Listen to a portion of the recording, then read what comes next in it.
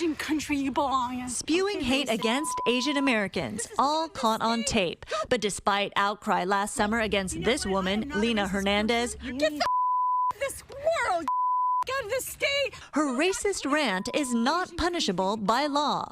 You're a stupid blue Asian-haired girl. The message that it sends is that you can say hateful comments, you can berate someone, you can threaten their safety, and yet not be prosecuted because they're simply words.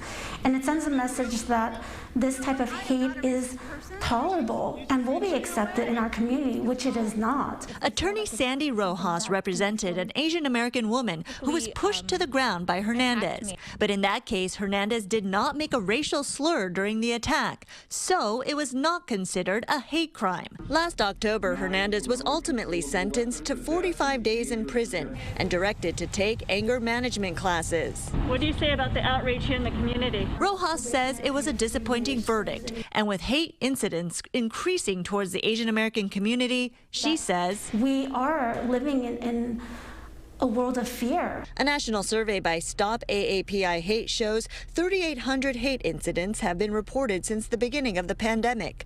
68% of them verbal harassment, 11% resulting in physical injury. And only physical assaults rise to the level of a hate crime, but they are difficult to prove and to prosecute. Former Deputy District Attorney Adrian Rojas explains why. The only way you get to the level of a crime is if there is actual threat of violence, actual violence, or destruction of property. And in those cases, it's difficult to prove without some overt statement aimed at the victim. You can say anything under the sun to somebody and still be protected by freedom of speech. Right, so unfortunately under the law, if someone comes up to me and says, go back to the Philippines, you dirty Filipino, or someone tells a Chinese person, go back to China, you brought coronavirus to the United States, those are not actionable offenses. Still, law enforcement officials say reporting hate speech is essential. They don't rise to the level of a crime, but we still need to know about those. The reason we need to know about them is because,